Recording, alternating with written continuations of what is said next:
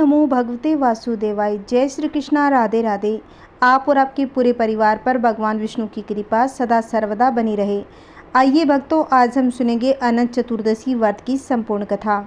यह व्रत भादो मास के शुक्ल पक्ष की चतुर्दशी तिथि को रखा जाता है। इस पर्व को अनंत चौदस के नाम से भी जाना जाता है। यह पावन दिन भगवान गणेश और भगवान विष्णु को समर्पित होता है। इस दिन श्रद्धा के साथ पूजा करने से भगवान श्री हरि विष्णु प्रसन्न होकर भक्तों के सारे दुख दूर कर देते हैं। इस दिन को भगवान श्री हरि विष्णु के दिवस के रूप में भी मनाया जाता है। इस व्रत के प्रभाव से जीवन में धन समृद्धि प्राप्त होती है। यह दिन भगवान श्री हरि विष्णु के अनंत रूपों की याद दिलाता है। अनंत देव भगवान श्री हरि विष्णु का प्रतीक माने जाते हैं।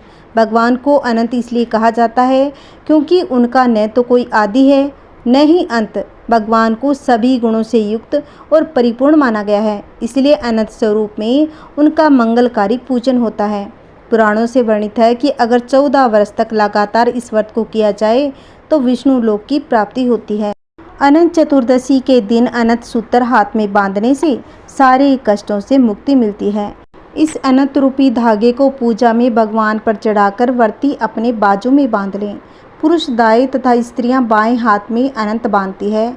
ऐसी मान्यता है। यह अनंत हम पर आने वाले सब संकटों से रक्षा करता है। यह अनंत डोरा भगवान विष्णु को प्रसन्न करने वाला तथा अनंत फल देने वाला है। यह व्रत धन पुत्र आदि की कामना से किया जाता है। इस दिन नए डोरे के अनंत को धारण करके पुराने का विसर्जन किया जाता है। अग्नि पुराण के अनुसार व्रत करने वाले को 1 सेर आटे का मालपुआ अथवा पूड़ी बनाकर पूजा करनी चाहिए तथा उसमें से आदि ब्राह्मण को दान दे और शेष जो प्रसाद के रूप में बंधु बांधवों के साथ स्वयं ग्रहण करें। इस व्रत में नमक का उपयोग निषेध बताया गया है। इसी दिन भगवान गणेश और अनंत देव की कथा तो अवश्य ही सुननी चाहिए। आइए भक्तों, पूरी श्रद्धा प्रसन्न चित्त मन से अनंत भगवान की कथा सुनते हैं। एक बार नैमिषारण्य तीर्थ पर पुराणों के जानने वाले श्री सूत जी महाराज अपने शिष्यों और अन्य ऋषि मुनियों को श्रीमद् भागवत की कथा सुनाते हुए बोले, हे ऋषियों, जरासंध की मृत्यु के बाद महाराज युधिष्ठिर ने विशाल राष्ट्रीय यज्ञ का आयोजन किया। उस यज्ञ में दूर दूर से भारतवर्ष के बड़े बड़े राजा महाराजा सम्मिलित हुए। पांडवों द्वारा बसाया गया नगर इंद्रप्रस्थ बहुत ही सुंदर था। उसका वैभव और स्थापत्य देखते ही बनता था। पांडवों के लिए सूरों की शिल्पीमय दानव ने बहुत ही सुंदर भवन का निर्माण किया था। उसमें भवन में कई ऐसी विशेषताएं थी जो उस भवन को देखने वालों को भ्रम में डाल देती थी। उसमें जहां पर अग्नि प्रज्वलित होती दिखती वहां सब कुछ सामान्य होता। जहाँ जल होता वहां स्थल होने का आभास होता। जहाँ स्थल होता वहां जल होने का भ्रम होता। ऐसी विशेषताओं वाले उस भवन को देखने के लिए दुर्योधन भी वहां आ गए और उस भवन की भव्यता और सौंदर्य को देखकर विस्मित हो गया। एक स्थान पर जहाँ जल था परंतु स्थल होने का आभास होता था, वहां वो जल में गिर पड़ा और उसे ऐसी अवस्था में देखकर द्रौपदी को हंसी आ गई और उसने दुर्योधन को अंधे का पुत्र अंधा कह दिया। द्रौपदी द्वारा किए गए इस अपमान से दुर्योधन तिलमिला उठा।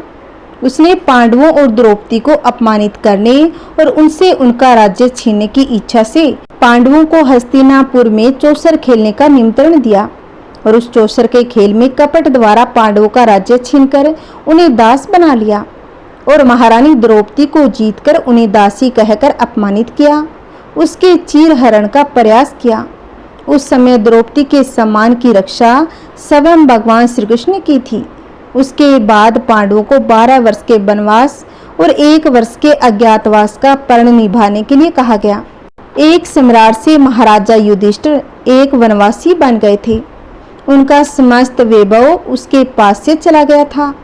वो अपने भाइयों और रानी द्रौपदी के साथ वन में रहने के लिए विवश हो गए। एक बार जब भगवान श्री कृष्ण उनसे भेंट करने के लिए आए तब उन्होंने दुखी होकर उनसे अपने मन का सारा हाल कहा। उनसे उपाय पूछा कि कैसे उनकी समस्त परेशानियों का नाश हो सकता है। कौन सा ऐसा व्रत और पूजन है जिसके करने से उन्हें उनका खोया हुआ मान सम्मान और राज्य प्राप्त हो सकता है। तब भगवान श्री कृष्ण ने कहा, अनंत चतुर्दशी के व्रत का विधान सुनाया। श्री कृष्ण ने कहा, हे धर्मराज, अनंत भगवान का व्रत एवं पूजन करने से आपकी समस्त परेशानियां और दुखों का नाश हो जाएगा। जो कुछ भी आपने खोया है वो पुण्य आपको प्राप्त हो जाएगा। आपकी सभी मनोकामनाएं पूर्ण होगी। इतना कहकर भगवान श्री कृष्ण ने उन्हें अनंत चतुर्दशी के व्रत की विधि बताकर उसकी कथा सुनाई। अति प्राचीन में सतयुग के समय में एक ब्राह्मण हुआ करता था। उसका नाम था सुमंत। उसका विवाह वशिष्ठ गोत्र में उत्पन्न हुई भृगु की सुंदर कन्या से हुआ और विवाह के बाद उनके उत्तम गुणों वाली कन्या का जन्म हुआ। उन्होंने उसका नाम रखा सुशीला। सुशीला की अल्पायु में उसकी मां का स्वर्गवास हो गया। तब उसके पिता सुमंत का दूसरा विवाह कर्कशा नाम की कन्या से हुआ। कर्कशा स्वभाव से बहुत ही दुष्ट थी और वो सुशीला के प्रति द्वेषपूर्ण भाव रखती थी। कर्कशा अपने पति से भी प्रतिदिन झगड़ा किया करती थी। समय के साथ सुशीला की आयु बढ़ती गई और वो विवाह के योग्य हो गई। उसके रूप और गुणों की चर्चा सुनकर वेदों के ज्ञाता और मुनियों में श्रेष्ठ कौंडिल्य ऋषि सुमंत के पास सुशीला से विवाह की इच्छा लेकर आए। कौंडिल्य ऋषि ने सुमंत से उसकी पुत्री सुशीला का विवाह उनके साथ करने के लिए कहा। सुमंत ने खुशी के साथ अपनी पुत्री का विवाह कौंडिल्य ऋषि के साथ कर दिया। अपनी पुत्री को विदा करते समय उसे कुछ देने की इच्छा से सुमंत अपनी पत्नी कर्कशा से कहा, तो उसने घर के सारे पुराने सामान और बारात के खाने के लिए रास्ते के भोजन के लिए रात का बचा हुआ भोजन बांध दिया। यह सब सुशीला ने देख लिया। उसको यह देखकर बहुत ही दुख हुआ। उसे लगा कि जब उसके ससुराल वालों को यह सब पता चलेगा तो उसका कितना अपमान करेंगे। उसे उनका तिरस्कार भी सहना पड़ेगा। यह सोचकर उसके मन में आत्महत्या का विचार आ गया। जब रास्ते में सब एक नदी के किनारे रुके तो सुशीला नदी में डूबकर आत्महत्या करने के विचार से वहां पहुंच गई। वो जब वहां पहुंची तो उसने देखा कि वहां बहुत सी स्त्रियां कोई पूजन कर रही थी। सुशीला ने उन स्त्रियों से पूछा कि आप लोग ये क्या कर रही हो। तब उन्होंने उसे बताया कि आज अनंत चतुर्दशी है। हम सब अनंत भगवान का व्रत एवं पूजन कर रहे हैं। इसके करने से मनुष्य की सभी मनोकामनाएं पूरी होती है। तब सुशीला ने उनसे अनंत चतुर्दशी के व्रत एवं पूजन की विधि पूछी। तब एक स्त्री ने उसे बताया कि हे सुशीला, यह अनंत चतुर्दशी का व्रत है। इसमें भगवान विष्णु के अनंत स्वरूप का व्रत और पूजन किया जाता है। पूजन के बाद 14 ग्रंथि वाला धागा शुद्ध करके स्त्रियां अपने बाएं हाथ पर और पुरुष अपने दाएं हाथ पर बांधते हैं। इस धागे को बांधते समय अनंत भगवान से प्रार्थना करें कि हे अनंत देव, आप इस संसार रूपी सागर से मुझे पार लगाओ, मेरा उद्धार करो। आपको बार बार मेरा प्रणाम है। फिर सूत्र को अपने हाथ में बांधे और अनंत भगवान का ध्यान करें। तब सुशीला ने वही व्रत का संकल्प किया और पूजन करके अपनी बाईं बाहें पर 14 ग्रंथि युक्त सूत्र बांधा और अनंत भगवान से प्रार्थना करने लगी। हे प्रभु, आप तो सब कुछ जानते हैं।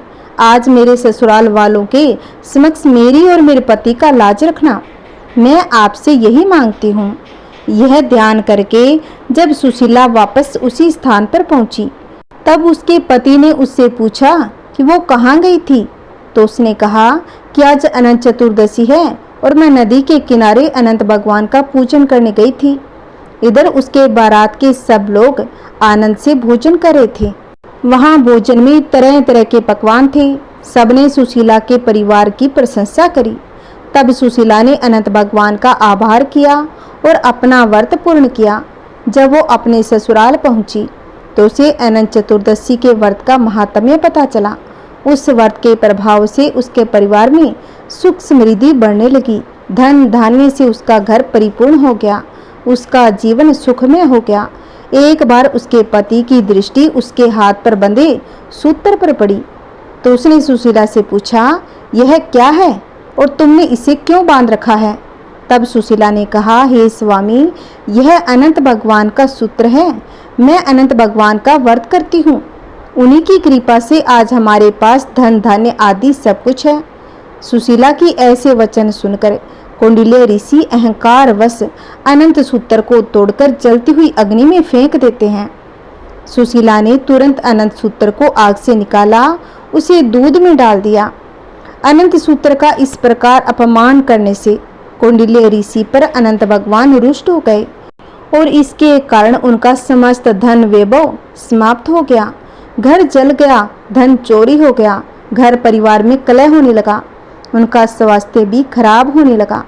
तब उन्होंने अपनी पत्नी सुशीला से कहा, अचानक यह क्या हो गया? हमारा सारा धन वैभव नष्ट हो गया। तब सुशीला ने उन्हें कहा कि यह सब अनंत भगवान उनके उस सूत्र के अपमान के कारण हुआ है। तब कौंडिल्य ऋषि को अपनी गलती पर पश्चाताप हुआ और उसका प्रायश्चित करने के लिए वो तप करने और अनंत भगवान के दर्शन की इच्छा से वन को चले गए। और वन में पहुंचकर कौंडिल्य ऋषि इधर उधर घूमकर सबसे अनंत भगवान के विषय में पूछने लगे। वन में उन्होंने एक फलों से लदा पेड़ देखा जिसमें कीड़े पड़े हुए थे। उन्होंने उससे पूछा कि तुमने अनंत भगवान को देखा है? तब उस वृक्ष ने मना कर दिया और कहा, नहीं, हमने तो नहीं देखा। यह सुनकर जब कौंडिल्य ऋषि आगे बढ़ने लगे तो वृक्ष ने कहा, अगर तुम्हें अनंत भगवान मिले तो उनसे पूछना मेरे अंदर कीड़े क्यों हैं। तब कौंडिल्य ऋषि उसे हाँ कहकर आगे बढ़ गए। अनंत भगवान के दर्शन की इच्छा मन में लिए कौंडिल्य ऋषि वन में आगे बढ़ते रहे। वन में घूमती हुई गाय और बछड़े मिले। तब कौंडिल्य ऋषि ने गायों से पूछा, हे गौ माता, क्या तुमने अनंत भगवान को देखा है? तब उस गाय ने भी मना कर दिया। आगे कौंडिल्य ऋषि को एक बेल मिला, उससे भी उन्होंने वही प्रश्न किया तो उस बेल ने भी मना कर दिया। उससे आगे उन्हें 2 पुष्करनियां मिली, उनसे भी उन्होंने वही सवाल किया और उन्होंने भी वही उत्तर दिया जो उनसे पहले सबने दिया था। इस प्रकार कौंडिल्य ऋषि वन में आगे बढ़ते रहे। उन्हें जो भी मिलता उससे वो वही प्रश्न पूछते कि क्या आपने अनंत भगवान को देखा है? परंतु किसी से भी संतोषजनक उत्तर ना पाकर वो बहुत दुखी हो गए। उन्होंने अपने प्राण त्यागने का निश्चय कर लिया। तब उन्होंने आत्महत्या का प्रयास किया। तभी अनंत भगवान एक ब्राह्मण के रूप में प्रकट हो गए और कौंडिल्य ऋषि को एक गुफा के अंदर ले गए। उस गुफा के अंदर कौंडिल्य ऋषि को बहुत सुंदर लोक दिखाई दिया। वह चारों ओर एक दिव्य प्रकाश फैला हुआ था। वहां पर सभी लोग प्रसन्न थे। वहीं पर उन्हें अनंत भगवान के विश्व रूप के दर्शन हुए। एक दिव्य सिंहासन पर अनंत भगवान शंख चक्र गदा पद्म लिए गरुड़ के साथ विराजमान थे।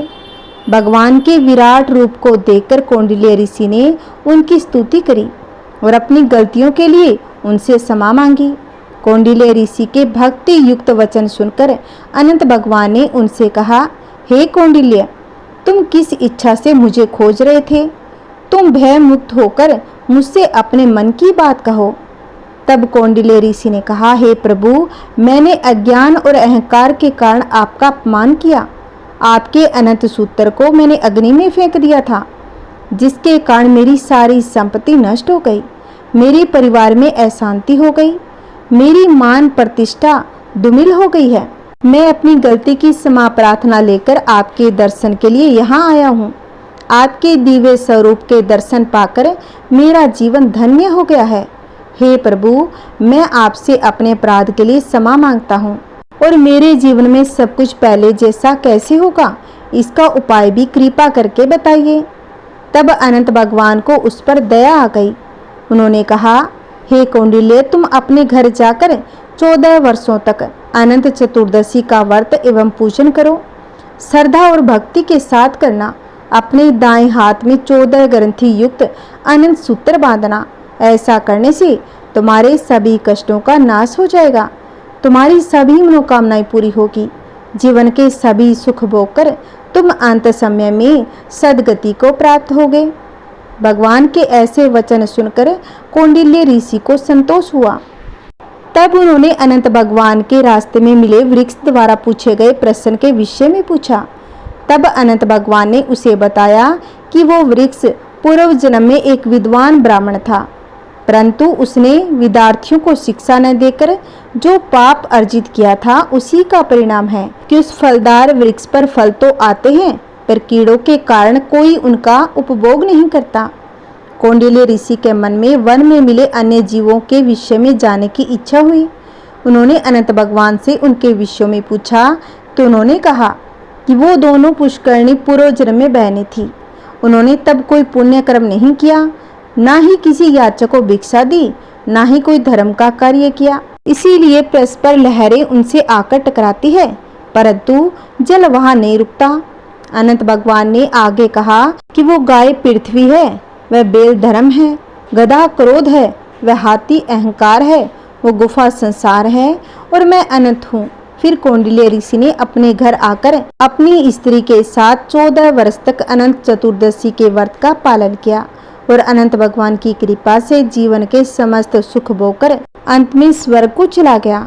फिर भगवान श्री कृष्ण ने धर्मराज युधिष्ठिर से कहा कि आप भी इस व्रत को करो, जैसे कौंडिल्य ऋषि और सुशीला की सभी मनोकामनाएं अनंत भगवान ने पूर्ण करी थी, उसी प्रकार तुम्हारी भी सभी मनोकामनाएं पूर्ण होगी। जो कुछ भी आपने खोया है वो सब आपको पुनः प्राप्त होगा। भगवान श्री कृष्ण ने कहा, हे धर्मराज युधिष्ठिर, अनंत चतुर्दशी का जो व्रत मैंने तुम्हें बताया है, उस व्रत को करने से मनुष्य अपने सभी पापों से मुक्त होकर स्वर्ग लोक को जाता है। भगवान श्री कृष्ण के कहे अनुसार धर्मराज युधिष्ठिर ने भी अनंत भगवान का व्रत और पूजन किया। व्रत के प्रभाव से उनके सभी मनोरथ सिद्ध हो गए और महाभारत के युद्ध में जीतकर उन्हें उनका राज्य और यश पुण्य प्राप्त हुआ और मरण उपरांत पांडवों को स्वर्ग प्राप्त हुआ। बोलिए अनंत भगवान की जय, बोलिए विष्णु भगवान की जय। आइए भक्तजनों, अब अनंत भगवान की एक और कहानी सुनते हैं। एक गांव में एक बुढ़िया रहती थी। उनके एक बेटा और एक बेटे की बहू थी। एक बार लड़का धन कमाने के लिए विदेश चला गया। जाते समय अपनी माँ से कहा कि माँ, जब तक मैं ना आऊं तब तक प्लेंडे का पानी खत्म मत होने देना और चूल्हे की आग मत बुझने देना। और इतना कहकर वो प्रदेश चला गया। बहू हमेशा इस बात का ध्यान रखती थी कि कभी भी प्लेंडे का पानी खत्म नहीं होने देती, चूल्हे की आग भी नहीं बुझने देती।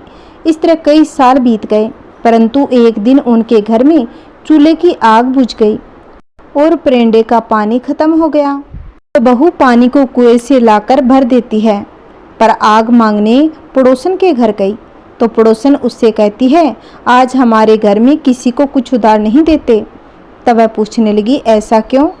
तब पड़ोसन कहने लगी, आज अनंत चतुर्दशी का व्रत है, आज हमारे घर में पूरा घर लिपा जाता है, प्लेंडे का पानी भी पूरा पानी ढोलकर उसे भी साफ किया जाता है, फिर अनाज पीसकर उसके रोट बनाए जाते हैं, फिर उनकी पूजा करके खाना खाया जाता है।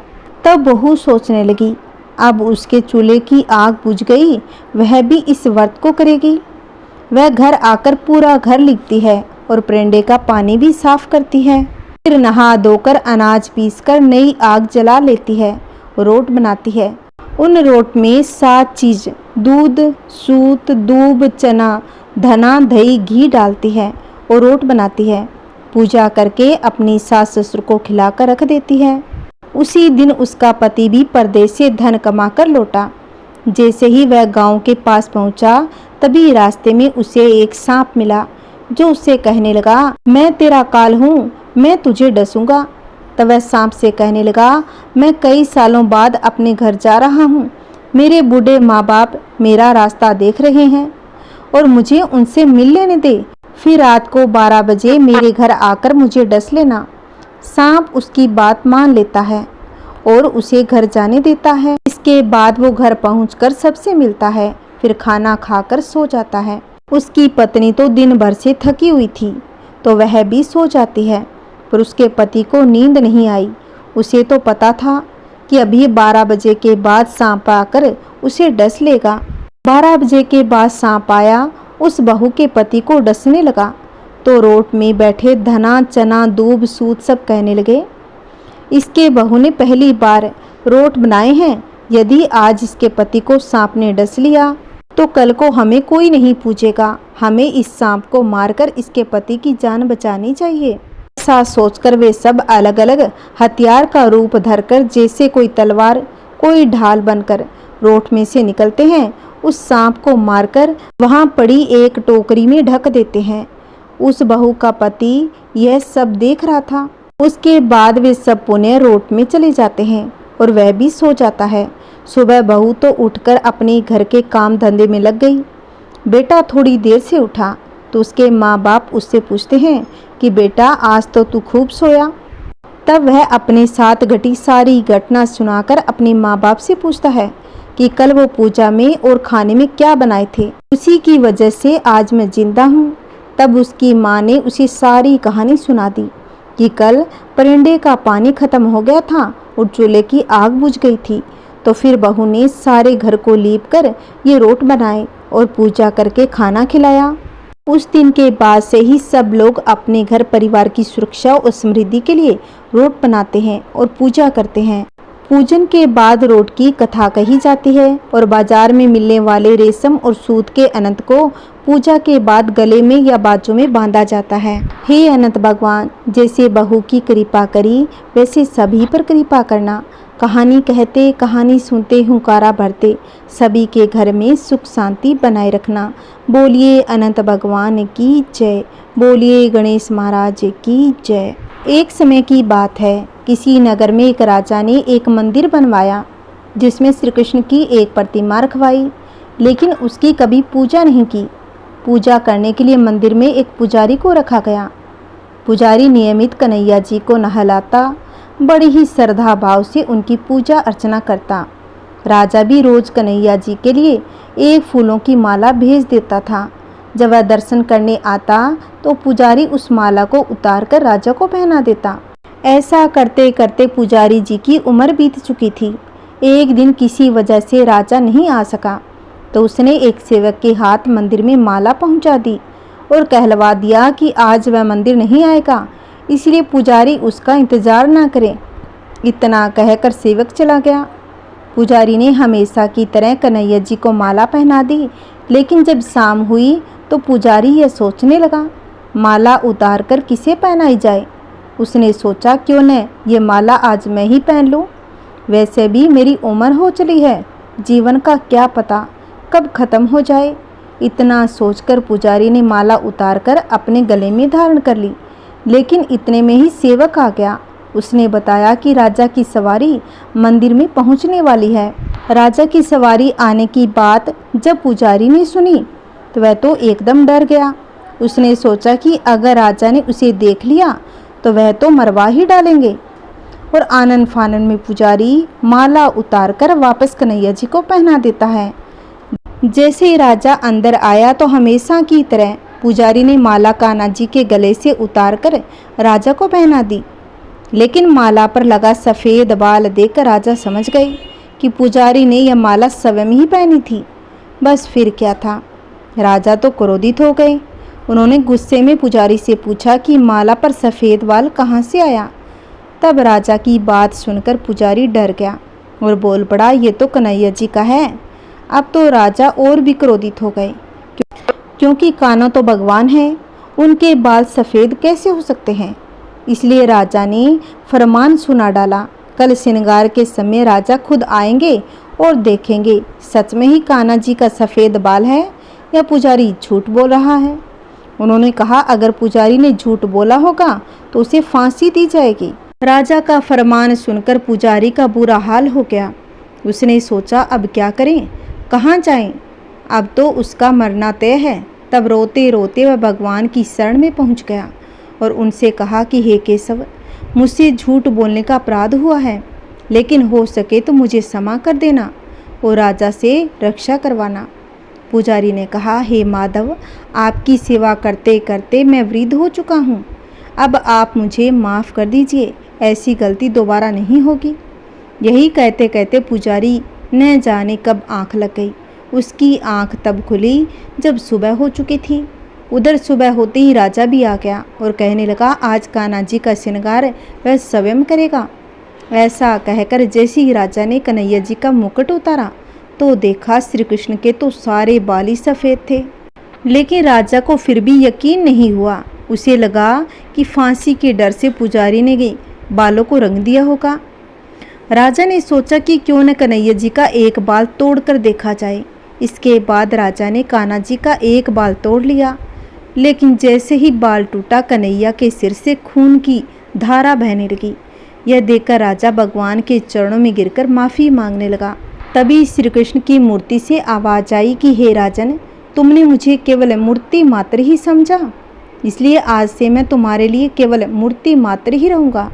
लेकिन पुजारी ने सच्चे मन पूरी श्रद्धा से मेरी भक्ति की, इसीलिए उसकी अनन्य भक्ति को देखकर मुझे अपने बाल सफ़ेद करने पड़े।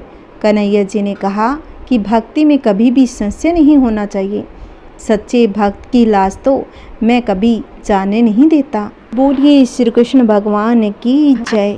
जैसे भगवान ने उस भक्त की रक्षा की, वैसे सभी की करना। कहानी कहते, कहानी सुनते, हुंकार भरते सभी के घर में सुख शांति बनाए रखना, सभी की धन से झोली भरना। ओम नमः शिवाय। बोलिए राधा कृष्ण की जय। आइए भक्तों, अब हम सुनेंगे भगवान गणेश की कहानी। एक समय की बात है, विष्णु भगवान का विवाह लक्ष्मी के साथ निश्चित हो गया। विवाह की तैयारियां होने लगी।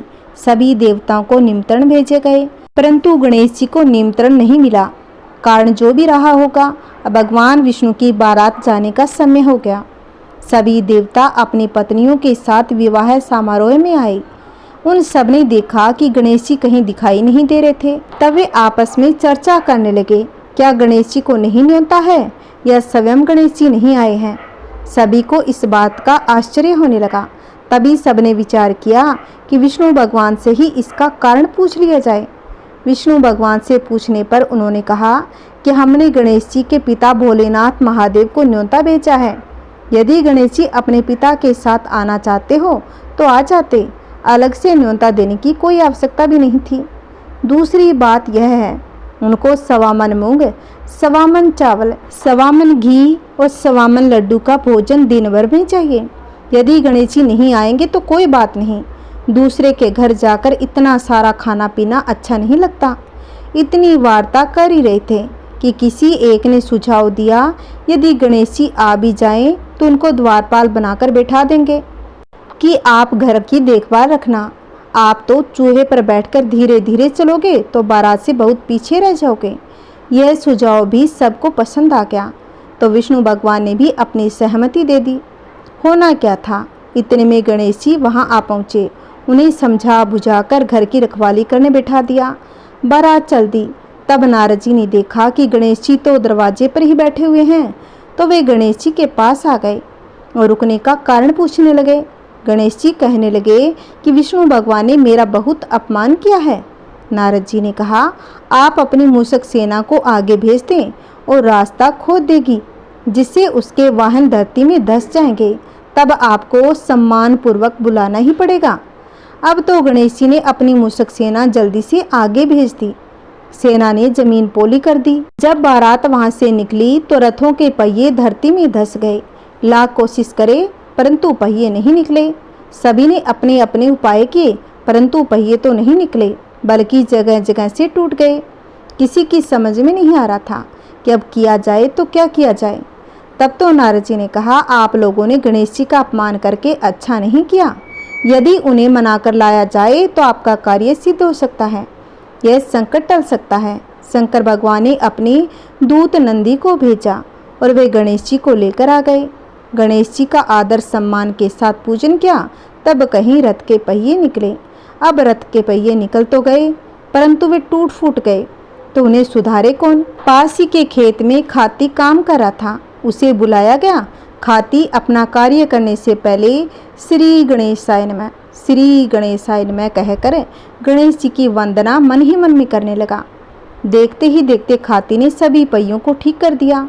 तब खाती कहने लगा कि हे देवताओं, आपने सर्वप्रथम गणेश जी को नहीं मनाया होगा, न ही उनकी पूजन की होगी, इसीलिए तो आपके साथ ये संकट आया है।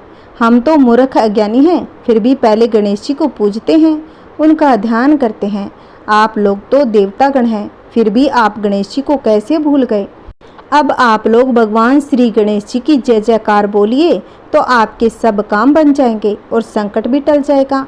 ऐसा कहते हुए बारात वहाँ से चलती और विष्णु भगवान का लक्ष्मी के साथ विवाह संपन्न करा के सभी सकुशल लौट गए। हे गणेश जी महाराज, आपने विष्णु को जैसा कार्य सार्यो ऐसो सबको सारियो। बोलो गजानन भगवान की जय। बोलिए भगवान शिव माता पार्वती की जय। आइए भक्तों, अब हम सुनेंगे अनंत भगवान की आरती। ओम जय जगदीश हरे, स्वामी जय जगदीश हरे। भक्त जनों के संकट, दास जनों के संकट, क्षण में दूर करे। ओम जय जगदीश हरे, स्वामी जय जगदीश हरे। भक्त जनों के संकट, दास जनों के संकट, क्षण में दूर करे। ओम जय जगदीश हरे।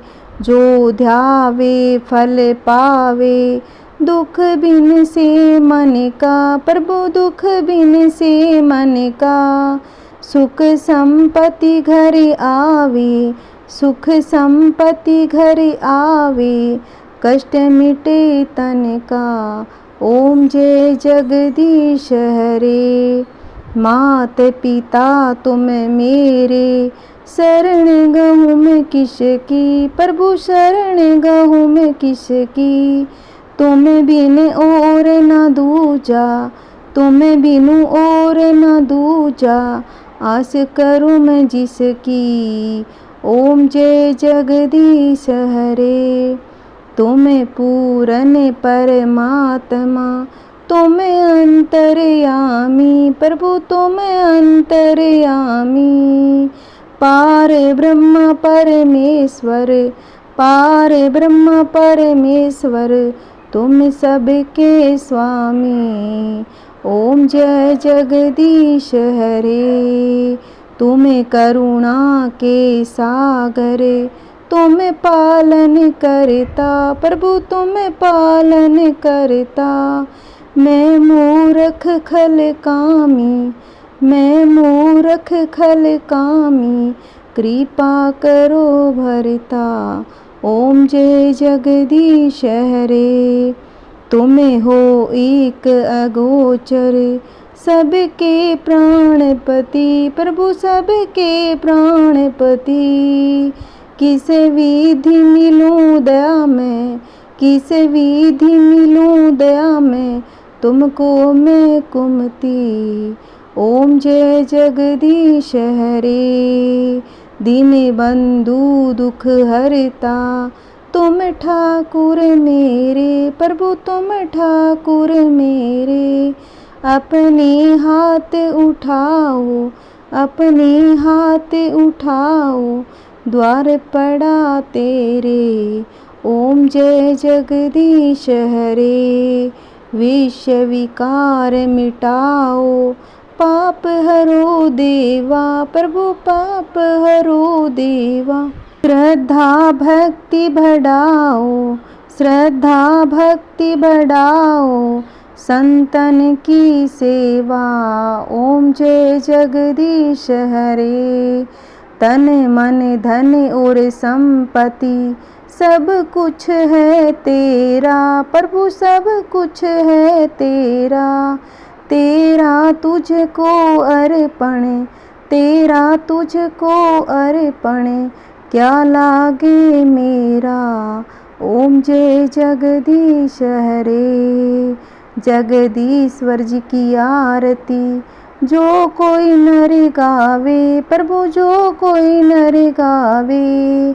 कहत शिवानंद स्वामी, कहत शिवानंद स्वामी, मनवांछित फल पावे। ओम जय जगदीश हरे। प्रभु जय जगदीश हरे, स्वामी जय जगदीश हरे। जय श्री कृष्णा, राधे राधे। ओम नमः शिवाय। अगर आपको मेरी यह कथा अच्छी लगी है तो प्लीज़ इस वीडियो को ज़्यादा से ज़्यादा शेयर करें, लाइक करें और कमेंट में बताएं कि मेरी कथा आपको कैसी लगी। ओम नमः शिवाय। अगर आपने अभी तक मेरे चैनल को सब्सक्राइब नहीं कर रखा है तो प्लीज़ मेरे चैनल को सब्सक्राइब करें, जिससे आपको आने वाली वीडियो की नोटिफिकेशन मिलती रहेगी।